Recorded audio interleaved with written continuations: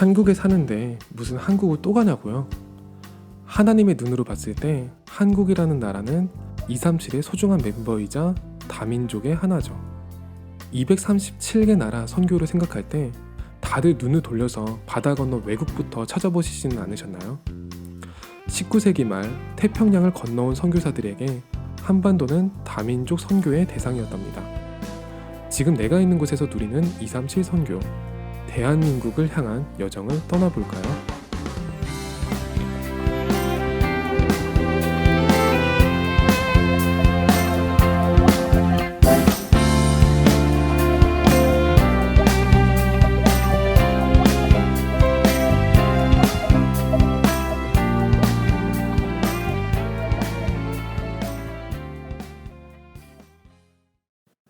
여러분들이 무척 좋아해 주시는 코너 237의 여정 순서입니다. 사실 멀리 있는 외국을 이야기하는 거는 쉬운데 오히려 가까이 있는 곳을 이야기하는 게 가장 힘든 것 같아요. 그런데 오늘 세계복음화 강단 1부 말씀을 들었는데 이 컨텐츠에 대한 고민이 쉽게 해소가 되더라고요. 혹시 못 들은 분이 계시다면은 11월 3일 세계복음화 강단 1부 말씀, 아무것도 염려하지 말라 말씀 도입부를 참조하시면 좋을 것 같아요. 저는 그 말씀에 참 공감을 했는데 일단은 저도 개인 방송을 하게끔 됐으니까 개인 방송 시대가 왔다는 말에 일단은 동감을 했고요. 그리고 더 중요한 거는 결국 대한민국은 237 복음화에 쓰임받을 나라다. 거기에 대한 결론이 나와서 참 마음이 좋았던 것 같아요. 세계 나라 세계 모든 나라 중에서 237개 나라 복음화에 쓰임받지 못할 나라가 어디 있겠냐. 그런 질문이 있겠지만 그 역할은 다들 다를 거잖아요. 하나님이 한국은 왜 쓰시고 또 어떻게 쓰시려고 할까? 저도 개인적으로 좀 궁금해지는 그런 시간이었던 것 같아요. 지난번에 도토리 3화에서 케이님과 대화하다가 그런 이야기가 나왔었어요. 한국 사람들이 전반적으로 자신들이 잘 못한다고 표현하고 실제 가진 능력치보다는 자신을 좀 깎아내려서 표현하는 경향이 있다고요.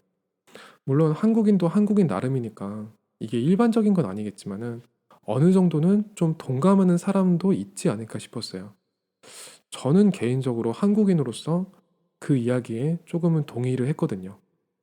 우리는 국가에 대한 자부심, 그리고 개인에 대한 자부심을 어디서 찾고 있는 걸까 하는 생각이 좀 많이 들었던 것 같아요.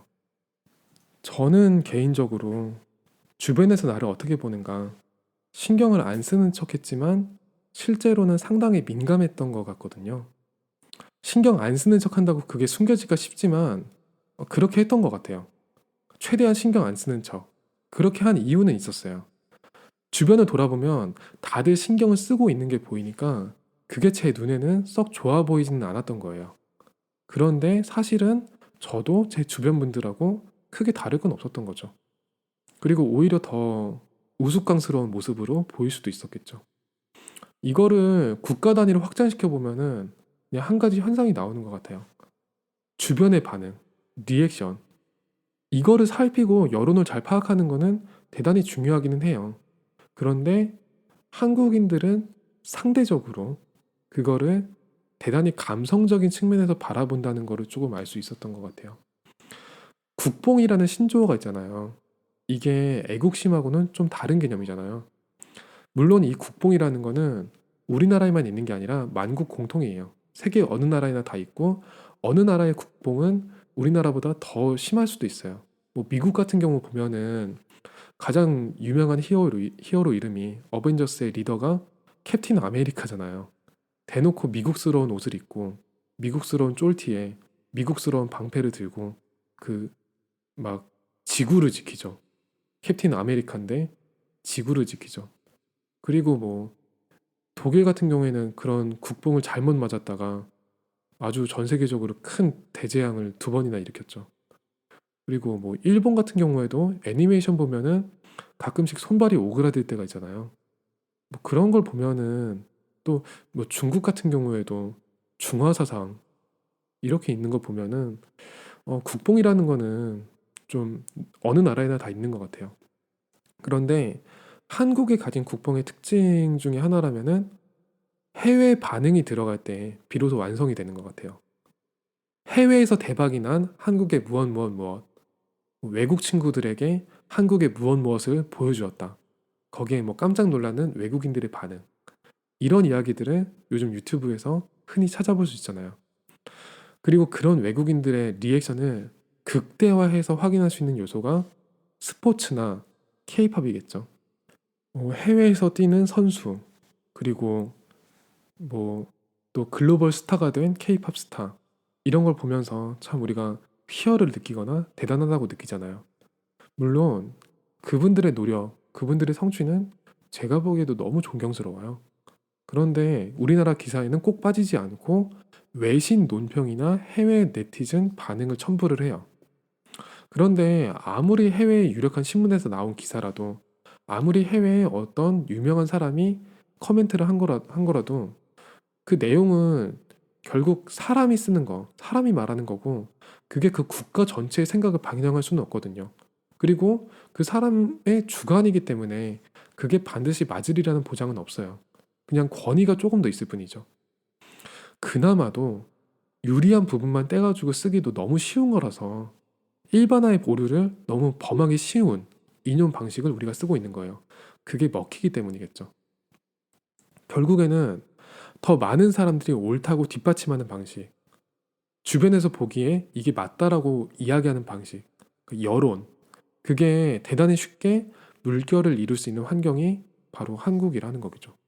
그래서 그 물결을 유행이라고 하고, 그 유행이라는 것이 대단히 민감하게 작용하는 곳도 한국인 것 같아요. 여러 사람들이 모인 곳에 나도 가 있어야 돼. 나만 혼자 고립되면 안 돼.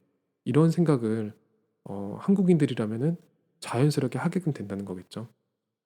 그런데 사람은 본인들한테 큰 문제가 없다는 얘기에 반응하기는 힘들거든요. 항상 이 물결을 일으키려면은 어느 쪽으로든 정서를 자극할 수 있는 쪽으로 문제를 제기해야만 돼요. 그렇게 여론하고 유행이 만들어져 온 거고, 그런 게 계속 쌓이다 보니까 한국이란 나라 자체에 대해서는 자부심은 크게 없는데 몇몇 성공한 한국인에 대한 자부심은 가지고 있는 그런 상황이 형성되지 않았을까 싶은 생각도 들어요. 물론 이건 제 개인적인 생각이에요. 다른 사람들의 생각은 엄연히 다를 수 있어요. 하지만 이런 개인적인 생각이 나오는 게 사실은 오히려 되게 좀 힘든 상황이 된 게 한국이 아닐까. 개인 방송 시대가 왔지만 정말로 그 개인 방송에서 개인들의 이야기가 나올까 하는 거는 조금은 의문이에요. 그런데 어쩌면은 한국에서 전도 운동이 대단히 빠르게 확산이 될 수 있었던 거는 이런 한국인들의 성향도 작용하지 않았을까 하는 생각은 들어요. 흐름이라는 것에 워낙 빠르게 적응을 하니까 메시지 하나가 뜨면은 순식간에 메신저 타고 모든 사람들이 다 듣고 그걸 가지고 해외 제자들까지 사역을 하잖아요. 어찌됐든 우리한테는 흐름을 놓치면 안 돼. 모두가 가는 곳에 이 대열 속에 나도 있어야 돼. 그런 위기의식이 항상 있으니까 그게 말씀 흐름을 타는 데 있어서는 대단히 긍정적으로 작용하지 않나 하는 생각도 들어요. 다만 그 말씀을 개인화시켜가지고 현장에 적용하는 거는 각자의 여정이 있는 거지. 각자에게 주어진 하나님의 여정이 있는 거지. 그 누가 가르쳐 줄 수 있는 정답이라는 게 존재하지는 않거든요. 저를 포함해가지고 이 부분에 어려움을 겪는 랩런트들이 참 많이 있겠다 싶은 생각은 들었어요. 말씀을 듣는 걸 넘어서 말씀을 적용하는 것까지 훈련을 받았으면 싶고, 또 많은 사람들한테 검증된 정답 노트가 있었으면, 언약의 요정에 족보가 존재했으면 싶은 거거든요. 그런데 우리는 그렇기 때문에 포럼을 해야 하는 자리에서 마치 면접 보듯이 정답을 맞춰야 돼. 이런 착각을 가끔씩 하게끔 되는 거죠. 나는 랩런트라서 이 정도는 내가 말할 수 있어야 돼. 이렇게 말할 수 있어야 돼. 이런 강박관념을 가지게끔 된다는 거죠. 그건 복음은 아닌 것 같거든요. 그런데 그 정답이 나한테 없으면 왠지 소외된 느낌도 들고 말씀이 정리되지 않은 것 같고 내가 은혜 받는 랩런트가 아닌 것 같고 그런 느낌까지 든다는 사람들도 있더라고요. 개인마다 가고 있는 여정하고 그 시간표는 다 다른 거예요. 그런데 그 시간표가 모두 다르더라도 모두 복음이라는 큰 그릇 안에 있거든요. 세계복음의 대열 안에 있고요.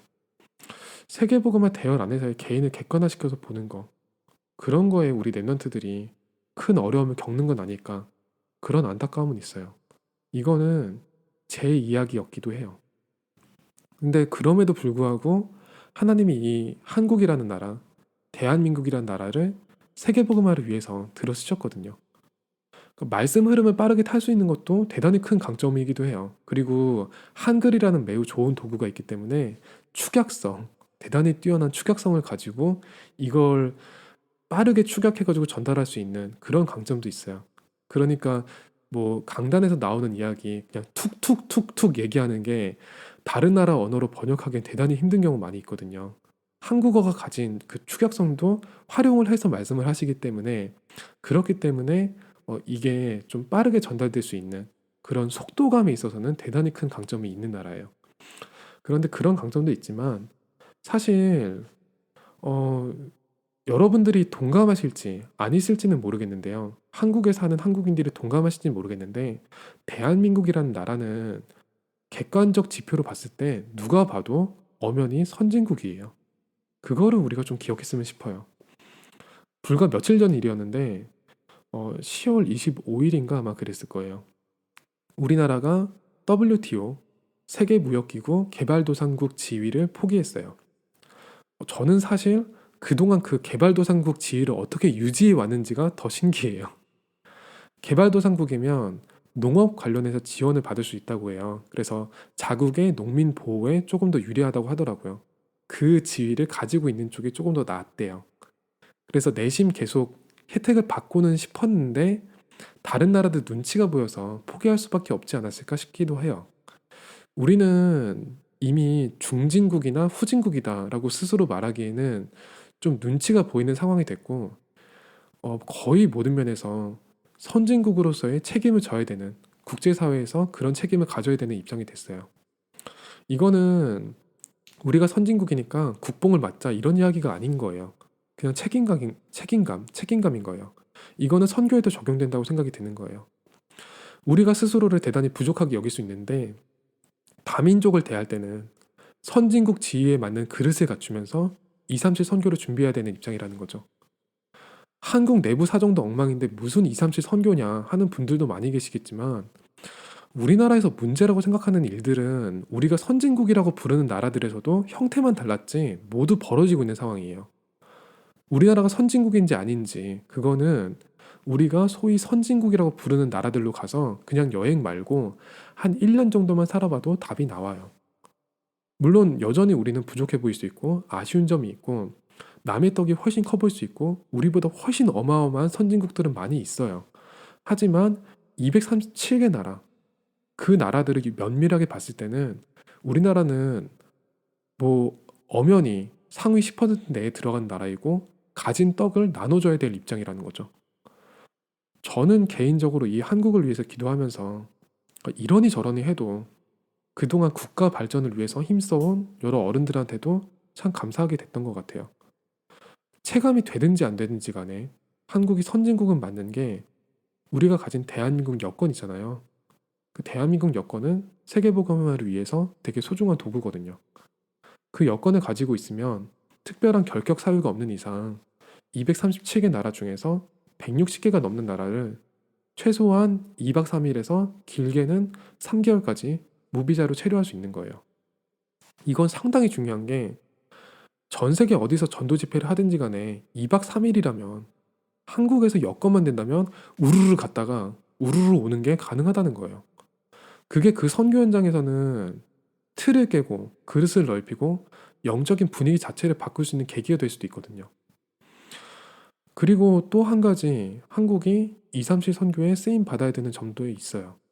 그러니까 이러니 저러니 해도 선진국이기 때문에 빠져나가는 한국인보다 유입되는 다민족의 수가 더 많다는 거예요. 예전에는 우리가 뭐 단일민족이다, 단일민족 국가로서의 정체성으로 한국을 바라볼 수 있었을지 모르겠지만은 어느 시점부터는 다민족을 어떻게 대하는가 이게 큰 숙제가 됐을 것 같아요. 먼저 237 선교에 눈을 열고 우리가 그 부분에 답을 줄 수 있다면은 반드시 한국에도 그리고 전 세계 나라에 큰 도움이 되겠죠. 선진국의 기준이 뭐냐고 물어봤을 때 모든 사람들이 평등한 권리를 가지고 사는데 아무 문제도 없는 나라가 선진국이 아니에요. 애초에 그런 나라가 세상에 존재하지 않아요. 유토피아예요. 존재하지 않는 나라예요. 그런 존재하지 않는 이상을 쫓는 것보다 지금 주어진 현장에서 하나님이 주시는 것을 찾는 쪽이 훨씬 더 빠를 거예요. 물론 한국에는 지금도 많은 어려움이 있고 절대 쉬운 상황은 아니에요. 기도를 해야 돼요. 북쪽에는 정말 세계에서 가장 복음을 탄압하는 불량 정권이 자리 잡고 있죠. 그리고 그 불량 정권이 우리의 한 핏줄 사람들을 사실상 포로로 잡다시피 하고 있고 복음이 못 들어가게 막고 있고 정말 말도 안 되는 체제를 형성하고 있죠. 그래서 이거는 정말 전 세계에서 유례가 없는 그런 상황이기 때문에 우리가 기도해야 돼요. 그리고 우리가 분명히 선진국은 맞는데 스스로 막 선진국이다라고 자부하기 민망할 만큼 체급이 너무 큰 나라들이 주변에 많이 있어요. 그렇기 때문에 그 주변 국가들과의 관계도 모두 신경을 써야 되는 입장이에요. 결코 쉬운 상황은 아닌 것 같아요.